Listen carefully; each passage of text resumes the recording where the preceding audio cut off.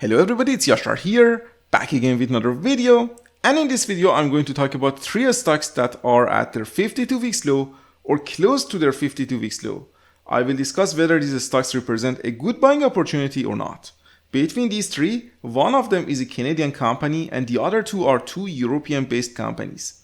Being close to 52 weeks low doesn't mean you should buy these stocks, but it means this is a good time to start looking at the fundamentals of each business and evaluate these companies.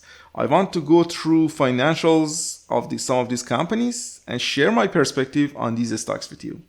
We have a lot to cover in this video, so let's jump right into this. The first stock, which is at its 52 weeks low, is Louis Vuitton Moet Hennessy or LVMH. To buy this stock in Canada or US, you can pick up LVMUY ticker from OTC markets, which is exactly the stock that I own in my Canadian RRSP account. LVMUY is trading not far from its 52 weeks low share price. Its 52 weeks low was around $106 US. The current share price is hovering around $108. Louis Vuitton Moet Hennessy owns and operates 75 world-class brands under their umbrella. LVMH owns the highest quality and the most iconic fashion brands in the entire world, particularly leather products including Louis Vuitton, Christian Dior, Marc Jacobs, Loro Piana, and Fendi. This is the most important part of their business, which contributes to almost 50% of the total revenue of the company. They also own luxury brand watches and jewelry businesses like Bulgari, Tag, and Tiffany & Co. The fastest growing part of LVMH business in the last couple of years is the retail business with large beauty stores like Sephora. Finally, they have a family of various wine brands including Moet and Chandon and Hennessy. Several factors could be contributing to LVMH stock price being close to its 52 weeks low. First of all, LVMH growth has indeed slowed down compared to the exceptional rates that they have in the years following COVID-19. The revenue growth in 2024 and 2023 was a step down from much higher growth rates they seen in 2021 and 2022. The slowdown appears to have continued into this year in 2025.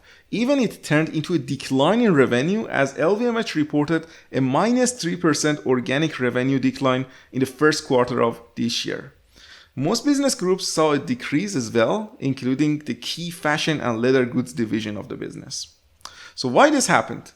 LVMH itself cited a disrupted geopolitical and economic environment as the key factor impacting their performance in some regions. So global economic uncertainties, for example, US tariff threats, China economic slowdown, as well as inflation, definitely they are impacting consumer spending on discretionary items like these luxury goods. Finally, some financial institutions, they downgraded LVMH stock, citing weaker US outlook and a potential delayed recovery in China.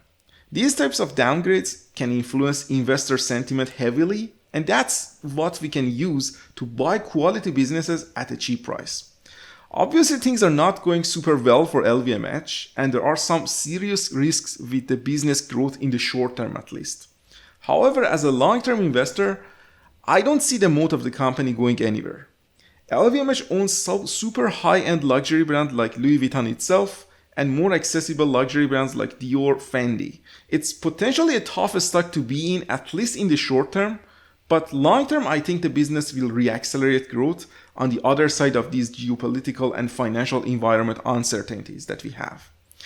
In terms of the valuation, the stock is currently traded at attractive valuation for a 20 price to earnings ratio, which is significantly lower than the 5-year average of the business of 28. And its price to cash flow is at 12, which is again lower than the 5-year average of 17.8 of the company. If we see a reacceleration in the revenue growth in LVMH businesses, with just multiple expansion and return to the norm, to the historical multiples, LVMUY stock can jump around 40% in short term, in my opinion. Of course, if you expect that their hardship will continue for a significant period, then the stock can decline again. But to me, this is probably a good time to consider starting a position in LVMH or doubling down on the stock. This is what I'm doing personally, and I'm going to buy more shares of LVMUY at these levels. The second stock which is close to its 52 weeks low is Novo Nordisk. Novo Nordisk stock on New York Stock Exchange is trading at 71 US dollar. Its 52-week high share price was 148 US dollar, and the stock is currently trades at a significant lower prices compared to this 52 weeks high. Novo Nordisk is a global healthcare company based in Denmark, primarily focused on discovery, development, manufacture, and marketing of pharmaceutical products, with a leading position in diabetes care. Over time, their focus has broadened to other areas, especially obesity care, with drugs like Ozempic and Wegovy, which are both market leaders and driving significant growth for the business. While Ozempic and Wegovy remain dominant drugs with significant market potential, the stock pullback from these highs reflect concerns about increasing competition, some pipeline disappointments, and whether the company can sustain these extraordinary growth rates that they saw previously in 2022 and 2023. The market is forward-looking, and the market is basically trying to price in these evolving dynamics. Novo Nordisk faces increased competition in GLP-1 market with Eli Lilly's Zepbound and Mounjaro. These are strong competitors in weight loss and diabetes markets. Zepbound in particular shown impressive weight loss results in trials. Sometimes they appear to outperform Wegovy significantly. So this increased competition puts pressure on Novo Nordisk market share and future growth prospects. Basically, they have a strong competition from Eli Lilly on these drugs. As more players enter the market, there could be increased pricing pressure on GLP-1 drugs like Wegovy and Ozempic, impacting Novo Nordisk profitability. Some reports also indicate that Wegovy prescriptions in US and also Ozempic's are plateaued, suggesting that initial rapid growth phase might be slowing now. This raises also concerns about whether Novo Nordisk can maintain its previous growth trajectory. Another factor was the announcement that happened in May 2025, basically 1 month ago, that the old CEO of the company, Lars Jørgensen, would be stepping down. That's also created uncertainty among investors, at least in the short term until the transition is complete. Concerns about the sustainability of Novo Nordisk high growth rates and some news about Trump administration involvement in reducing drug prices in US have also led to some analysts issue downgrades on the stock. Basically, these downgrades was back to back month after month, which further influenced investor sentiment, and all of this led to significant selling pressure on the stock. In terms of the valuation, Novo Nordisk shares are trading for a P ratio of 21, which is lower than their 5-year average of 33, and a price to cash flow of 14.6, which is again lower than the 5-year average of 23.6. The company is still growing its revenue, and what we see in the share price action is just the potential future slowdown in revenue growth. This significant slowdown is not materialized yet. This is certainly a higher risk business, as pharmaceutical companies' success they always depend on how their pipeline of future drugs will look like and whether or not they can win market share. But as of now, I see much more upside potential with this company than downside. Ozempic is the leading GLP-1 receptor, and the overall market for these drugs is expanding significantly due to the increase of diabetes and obesity. Even if Eli Lilly can take some market share from Novo Nordisk, I think in the long run both companies can succeed. This is how I see this competition. Basically, we don't have only one winner. Both companies can be winners. I personally initiated a position in Novo Nordisk a couple of weeks ago, and I'm eager to buy more shares if the share price goes lower than $65. The third and last stock, which is close to its 52-week low, is Alimentation Couche-Tard. Alimentation Couche-Tard is trading not far from its 52-week low. Its 52-week low share price was around 66 Canadian dollar. The current price is hovering around $71.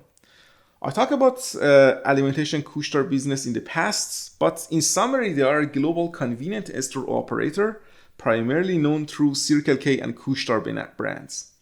They operate in a vast network of stores across North America, Europe, and Asia, and they sell a wide range of products as well as fuel and other merchandise.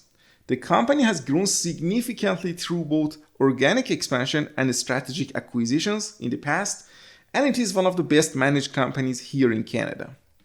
Alimentation Couche-Tard share price went down from its 52 weeks high as of $85 when the company announced their plan to acquire Seven & I, which is the holding company of 7-Eleven in Japan.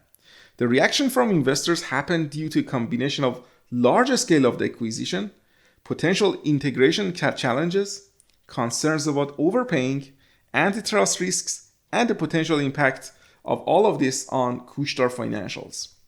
While Couche-Tard is known for strategic acquisition, they have a strong track record of these successful acquisitions in the past. The uncertainty surrounding the success and integration of these deals, which is extremely large, can sometimes weigh on the stock price in the short term.